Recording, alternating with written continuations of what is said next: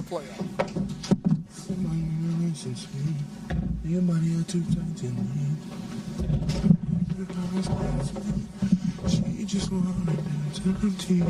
Shai, they cut it to 10 there in the fourth. You guys call timeout, and immediately you're making a play, finding AJ, a guy who has not played, this level of significant playoff minutes. What's that like for you in that moment, knowing that's a crucial possession, and finding him for that shot that helps just give you some separation there? Yeah, coach drew up a play, obviously, for me to get downhill. The defense is going to do one of two things, like be in a gap or play AJ. AJ's a really good basketball player. And from there, I just try to make them make a decision. And then the read just opened up. Jalen Green, I think it was in the gap.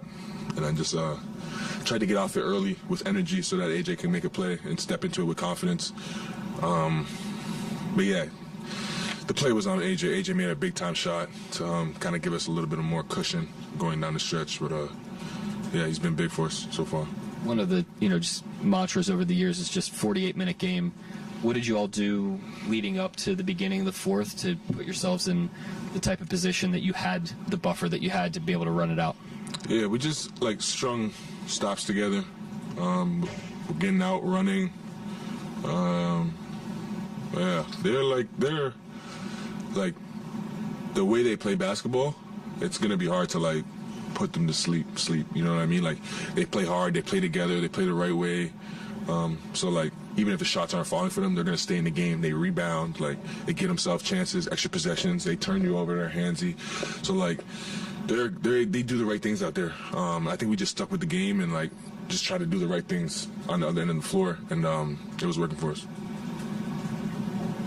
What we got? Shai, just to follow up on AJ, Yeah. This is his first kind of real go in the playoffs after not playing much last year. What's impressed you just as a second-year player, just kind of his composure? Yeah, he is very even-keeled, on and off the court. He's just a guy that is always in the moment. He's never too high, never too low.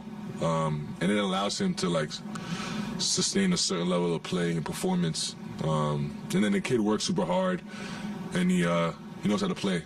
From the first day we had him in training camp, he was flying off of ball screens, making reads, making plays. And to come into that type of situation with that confidence and that energy, I knew he'd be a really good player in this league. And he's gotten the opportunity this year, and he's shown it. Yeah, Shai, late in the game, Brooks got called for the foul. He makes the exaggerated the flopping motion. Mm-hmm. Had a timeout, and Ott comes into the middle of the court, and I guess that's what his subject matter was. And you didn't leave. You were sort of hanging around there. Did you interact with Ott at all, and what did you think of that whole situation? I think he was saying that I don't know if he was saying it was me, but I think he was saying I gave Dylan a shot before I got fouled. And I was just nah, I didn't do that. So I was just trying to read what he was trying to say. But yeah, it was a whole lot of nothing. Play ball. Shai, I'm wondering about early there. You look like you fell on your hand, maybe got your wrist kicked in the process. I don't know. What sort of happened from your perspective? Yeah, I don't know. I went up, came down, and my hand was hurting. I haven't seen the video of it. I don't even know what happened. It was just a little bit. It was hurting, and it was numb, almost I hit my funny bone in my hand. So I was just trying to get the feeling back. I'm okay though.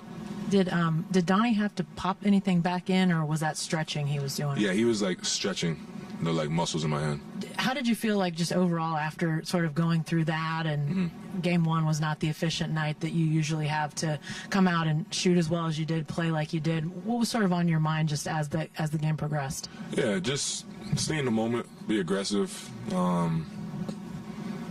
just stay in the game. Most importantly, don't worry about anything else. Adrenaline will carry me through no matter what it was. I just want to stay in the moment and try to get the job done tonight. Shai, coming off winning clutch player of the year, a lot of people focus on the scoring being the loudest thing, but you also had your fair share of clutch defensive plays, blocks, steals. Can you sort of speak of to being clutch in those aspects, and do you think people sort of boil down being clutch to just shot making? Yeah, for the most part, the shot making. People always care about scoring points more than defense. You got to score to win. But yeah, there's two sides to the ball, and you have to get stops if you want to win. And your clutch genes sort of say it doesn't matter if you don't win. So yeah, you got to be able to get done at the end. The other 4 guys that are on the court with me at the end of the game usually get it done at a high level and allow me to just be aggressive in those moments. So they're as much as a part of this award as I am to help them close the game down the stretch. Yeah, Shai, kind of off that question. First of all, congratulations on that. Thank you. When it's all said and done, what do you want to be remembered by in those clutch moments? Fearless, maybe. Just a guy that like can be trusted down the stretch. Yeah, those 2 things. Like, I think those 2 things are most important. Like a guy that's gonna step into the moment with confidence, and that gives everyone else confidence. And then the guy that everyone trusts to make a right play. Shai, you hit a tough bucket over Dylan in the first half, and there was some kind of smiling and pointing. Yeah. What was going on in that moment, and how would you describe the competition with your buddy there? Yeah, he I think he blocked my shot in transition a couple plays before, and then I tried to pass it and it tipped out of bounds, and he was screaming and hollering, and then he was just doing his usual antics, and then I squared on him, and yeah, I let him hear it a little bit.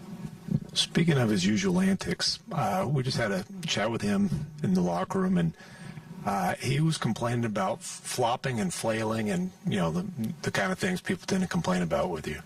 I'm sure you heard some of that on the court as well. What are your thoughts? Yeah, I don't know. I can't control what Dylan or anybody else on the other side is going to complain about. All I can do is try to go out there and win basketball games for my team. But yeah, I mean, Dylan's doing what he's supposed to do. He's supposed to bring energy to the game, rile up the game. And once again, he did a good job of bringing energy to the game tonight. It was super fun out there, and I love playing against him. Anybody else? We can go last one to Myron. Yeah, kind of on that vein, you and Lou don't seem to get caught up as much in the Dylan the villain stuff. Is that because of the Team Canada stuff? You guys, I guess you know him well? Or? Yeah, we know Dylan. Yeah, we know the guy he is. He's a great guy and a fierce competitor. And we play on his team, so we appreciate that. We know what he brings, and you know what he brings to the table for his team, and he's a high-level player because of it. Also, one more. What?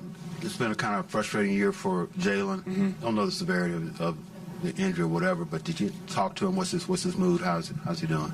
I haven't seen him yet. Yeah, I'll try to get out there quick. It's a late game, but I'll check on him tonight, see what's going on, make sure he's good. Thank you, Shai. All right.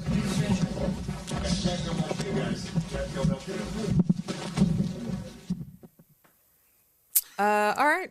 More to come here on the Association Postgame. I mean, Shai looked comfy, so. I'm pretty comfy.